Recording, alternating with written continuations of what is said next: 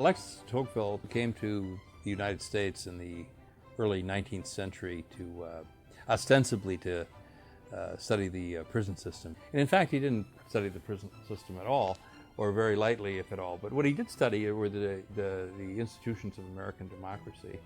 And 200 years later, people are still reading about it. So what was so special about Alexis de Tocqueville?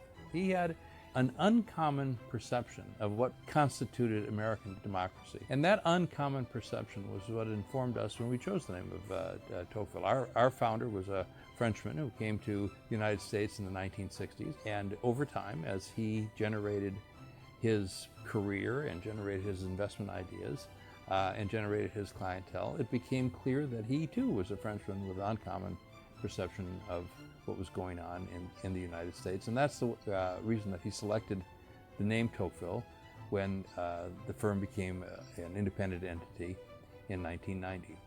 I joined the firm in 1991, bringing an additional level of uncommon perception to the process of investing.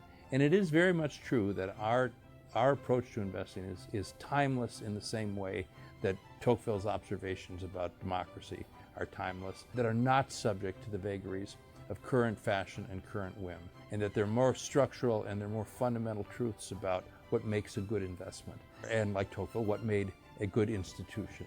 We like to think that we have uncommon perception at Tocqueville Asset Management in terms of managing money as well.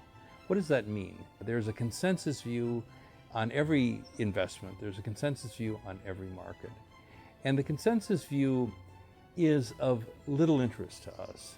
We want to know what it is, but we want to position ourselves in opposition to it whenever that's possible. And our feeling is that common perception may be correct, but it's not the place where you're going to make any money. It's not the place where you're going to do well with an investment.